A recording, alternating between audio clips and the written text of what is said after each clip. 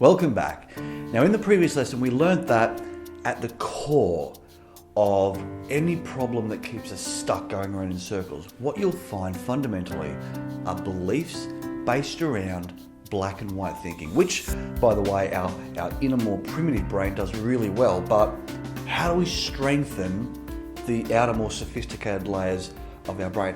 How do we respond back to those black and white thoughts? Because that's what we need to do, not only to get our desired goals onto our list of cans, but most importantly, to keep them there, to condition it so that we're magnetically drawn to those behaviors instead of falling back into our old patterns once we fall off the wagon. Happiness is not all just about looking at the glass half full. Okay, if you do that, you're going to live a life of denial and keep going around in circles trying to stay in that light space all the time. Happiness and change and fulfillment comes from being able to zoom out and see the whole cup. Being grateful for the part of the glass that's full, but also being realistic and recognizing the part that's half empty as well. Accepting the parts that are beyond our control and changing the parts that are within our control. So, when we start to look at that half-empty part, when we start to look into the dark space, or once we've fallen down, what do we tell ourselves specifically to be able to get back up or to be able to create light in a space that was previously dark? To demonstrate, I'll give you another example, but keep in mind, as I'm going through these examples, remember to look for the recurring patterns that are personally relevant in your own situation. That's the key to learning anything really fast, is to better separate the variables from the constants. Most people go through life being distracted by the variables and they don't see the recurring patterns that happen in all sorts of situations, that they only see the things that are different to them and not the parts that are similar. For example, in the previous session, towards the end when I was telling you about the ways in which a parent might deal with a crying baby by trying to distract it, or by neglecting or shutting out the screams, or even by trying to offload the baby to somebody else.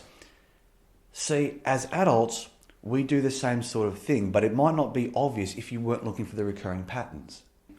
The way that we all too frequently deal with those uncomfortable emotions is by trying to distract ourselves with something, by just trying to suppress it or bury it, or by getting into a codependent relationship or finding somebody else that can kind of carry the weight of those feelings, or someone else that we can blame.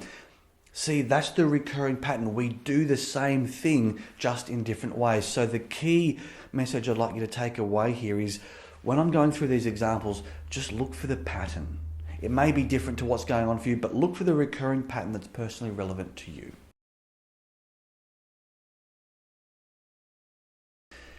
Rather than just give you knowledge during these sessions, the most powerful influence that I can have on you is to change what you see, to change what you notice, so that after you've completed these sessions and you go out there into the big wide world, you start to notice or pick up on things differently, start to join the dots and see the recurring patterns which previously you were kind of hiding in your blind spots that you didn't notice, or you were only seeing the differences and not the similarities.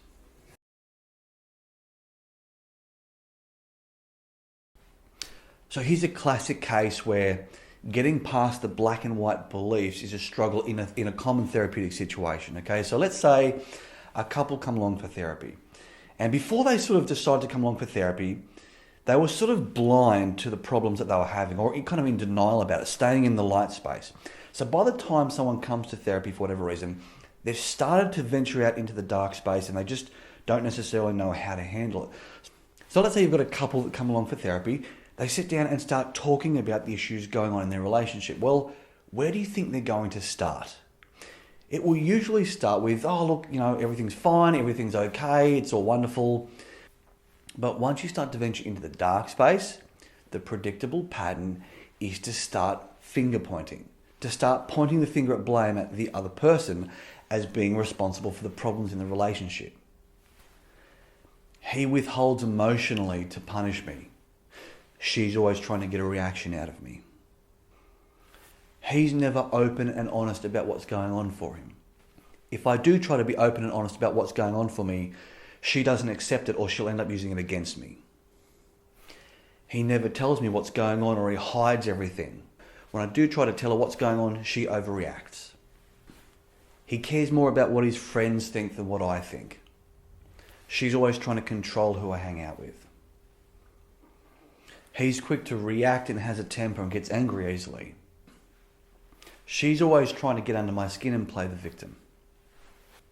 He only wants me when it's convenient for him. She uses intimacy as a bargaining chip.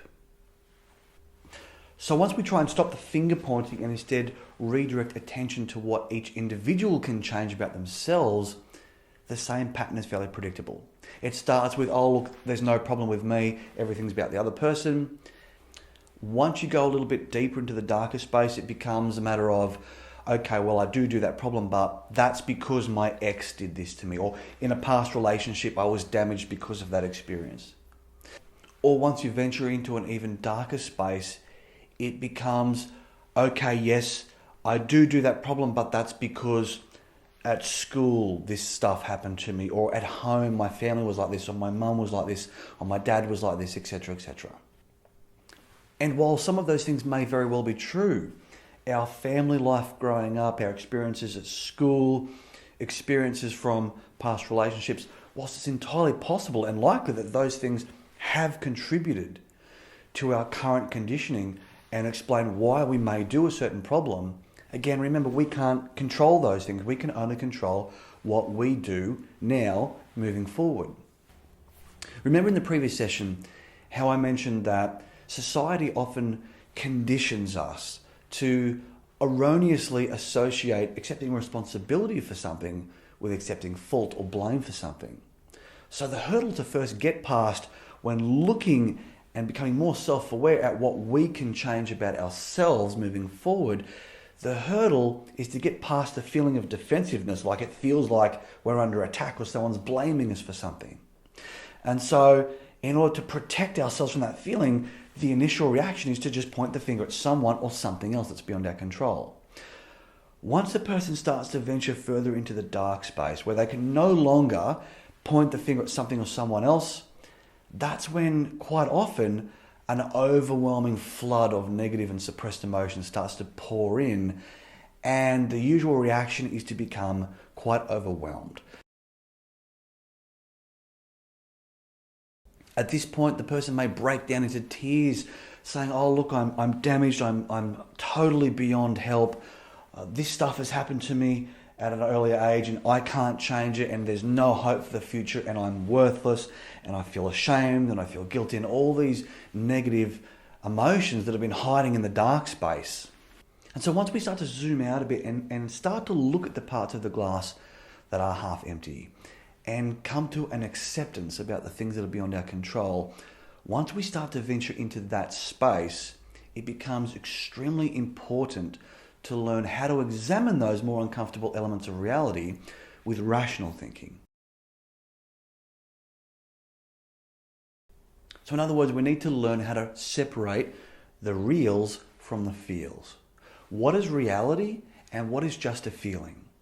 The reality is that maybe at a younger age, certain things have conditioned us to have certain problems. And maybe that feels like we could never change. But that part is just a feeling. The reality may be that not everything is hunky-dory. The reality is there are problems. And sometimes those problems can be quite serious and need to be addressed. But does that mean that we are totally worthless, or we should feel ashamed, or we should feel guilty, or we should feel helpless or hopeless? No, that's not reality. It may feel that way, but that's just a feeling.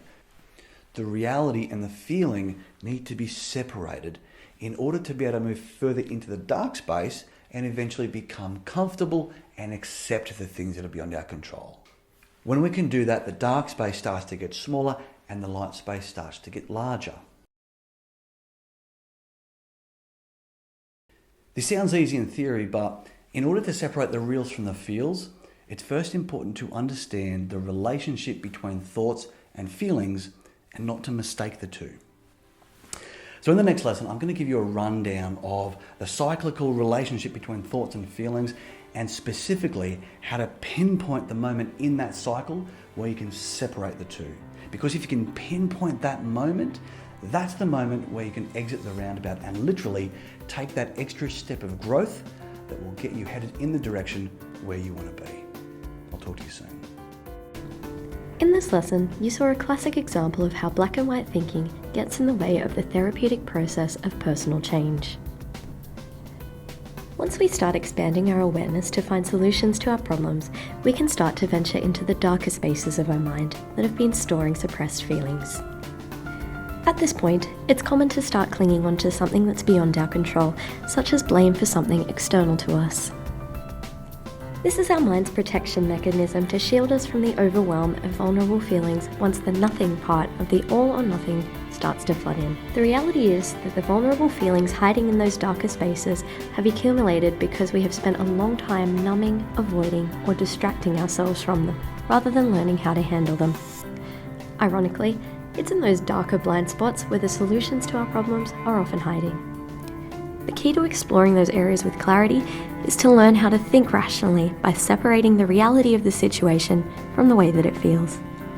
In the following lessons, Stuart will show you a simple method which, in the privacy of your own mind, you can learn to practice separating the reals from the feels, thus beginning the process of shining light on the areas that were previously hidden in darkness.